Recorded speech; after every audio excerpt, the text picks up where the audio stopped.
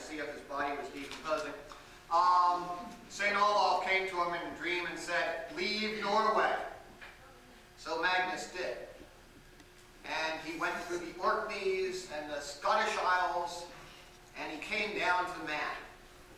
And he looked over the Isle of Man and he says, "This looks pretty nice." He climbed to the top of Staple, the highest mountain on Man.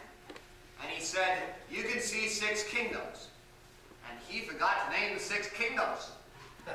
From the top of Snaefell, if you look, you can see the Kingdom of Scotland, the Kingdom of England, the Kingdom of Wales, the Kingdom of Ireland, the Kingdom of Man, which Magnus Barelegs immediately made himself king of, and the Kingdom of Heaven. So, great place to be. Middle of the Irish Sea, you can get a lot done there. Looking around, he saw all these islands that the Scots had. And he decided, well, first I'll pick on the Irish for a while, and then I'll pick on the Scots. And after he finished picking on the Irish, the Scottish king came to him and said, "Never mind. I'll give you all the islands that you can sail your ship around."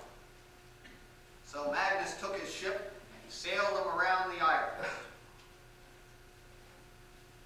Hold it. Wrong side of the broomstick. Got to get the right item.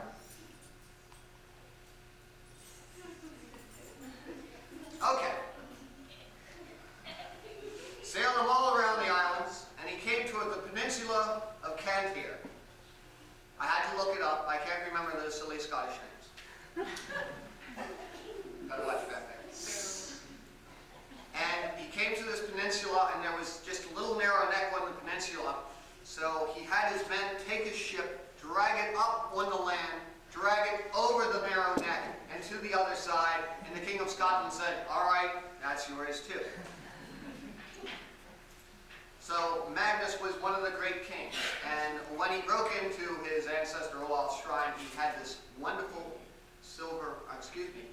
a carved crystal cup, and he brought that to the Isle of Man.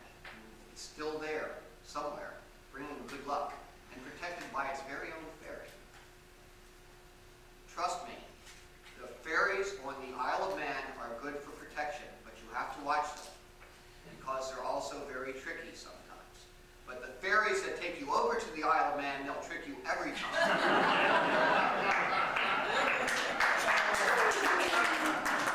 We have another one.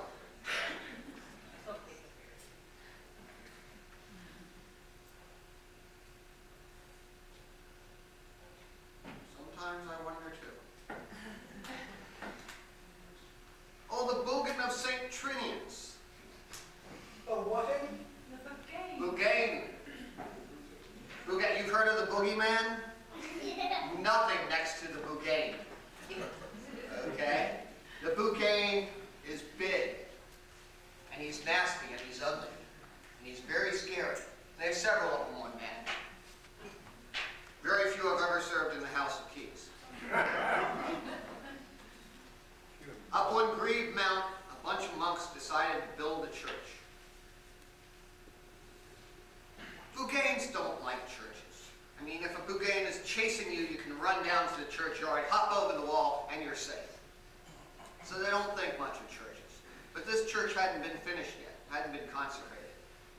And they just finished the walls, and they put up the roof, and they came the next day to work on it. The roof was gone.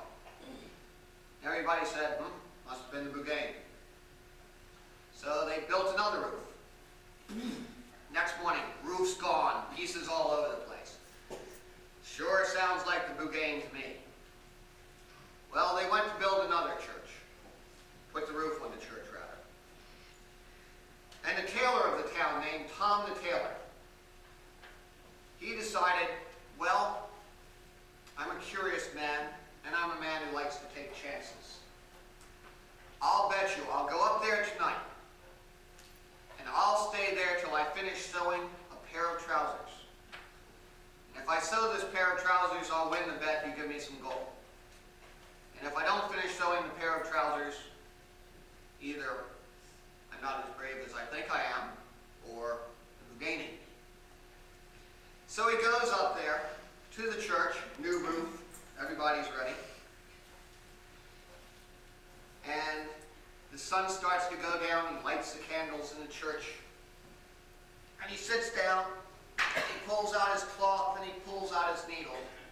starts stitching away. And stitches and stitches and stitches. Everything's going well. He's looking around, an hour's gone by, he's halfway down one leg. And when he looks around, all's quiet, all's peaceful. And then he says, well, I guess it must have been the wind that blew down the roof anyways. All of a sudden, out of the floor, he hears this rumbling sound, and the floor starts to crack. He stops sewing a moment, he looks, and the floor starts to open up. And Bougaine's head, a couple of horns, 3 or 4, starts poking through. Tom starts stitching a little faster. Finally, the Bougaine's eyes peer above the broken floor of the church, and he starts rotating his head. Pieces of dirt and dust and rocks start falling down around his ears. He says, "You're not afraid of me?" "I'm not afraid of you." He starts stitching a little faster. Bougaine pulls up through the roof. Excuse me, floor. Wrong level. Starts looking around. Shoves up his shoulder. "You not afraid of me?" "Not afraid of you." Bougaine pulls up his other shoulder, a little higher. "Well, what do you think now?" "Well, I'm busy sewing, don't want to think." Bougaine pulls up, getting his elbows free. "Are you afraid of me yet?" "No." Stitches are starting to get a little longer. Bougaine pulls his waist up, looks around. He says, "The roof's here again." Tom says, "Yep." So Bougaine rises up, pulls up one foot, puts it up on the floor. Pulls loose the other foot, puts it up on the floor. Tom has a few more stitches to go. Pulls them a little tighter, a little longer. Bougaine says, "Well, are you afraid of me now?" Tom picks up the trousers and he says, "No, but the trousers are finished." Runs to the window, throws the trousers over his head, throws himself through the window out onto the lawn. He rolls down the grass on the side of the mountain. Pieces of church roof all over the place. Bougaine hasn't been seen since. But they've never put a roof on that church.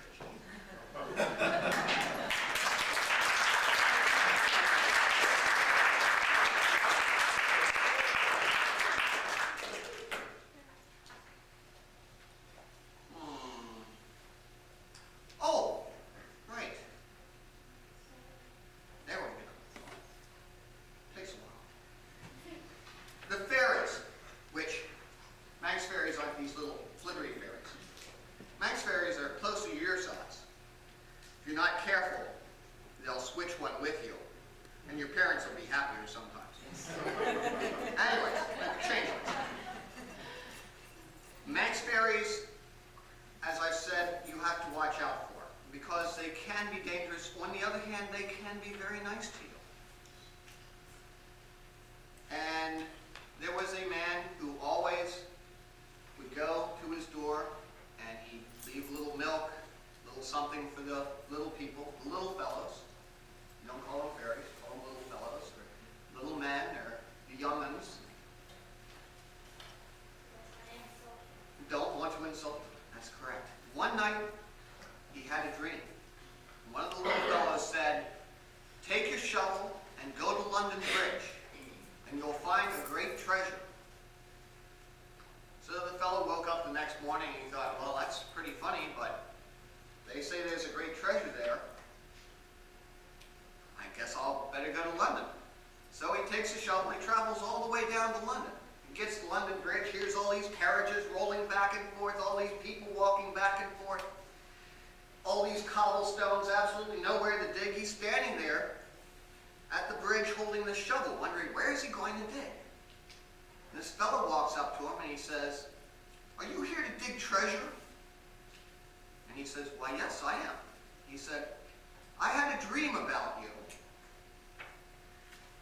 One of the little fellows told me that I would meet a man on London Bridge with a shovel and tell him to go to this house in a glen with a black thorn tree growing right next to the corner, and to dig there. I don't believe this nonsense, and I'm not going, but you can go if you want.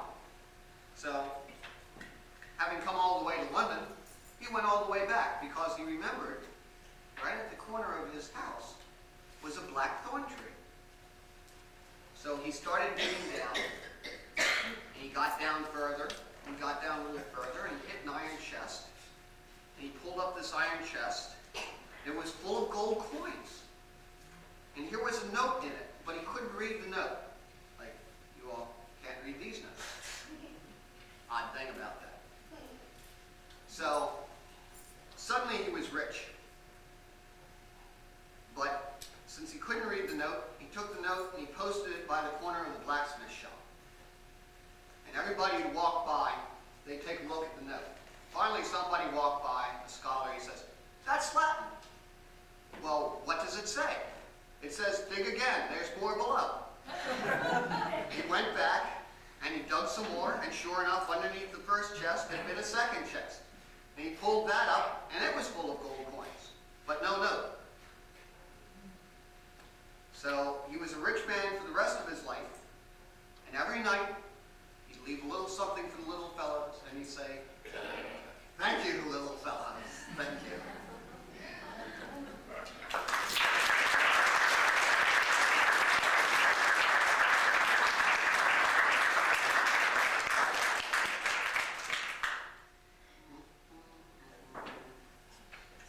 Not that one. Oh! Finally, a charm against fairies. Because sometimes they can be very good, but sometimes they can cause problems. Let's see. Peace of God and peace of man. Peace of God on Callum Killy.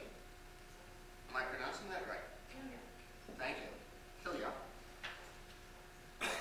On each window and each door, on every hole,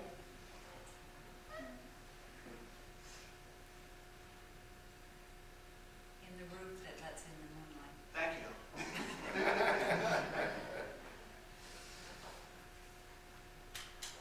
On the four corners of my house and the place of my rest, and peace of man and peace of God on myself. Someday I won't have to write it down. So watch out for the fairies, but if they tell you something, pay careful attention.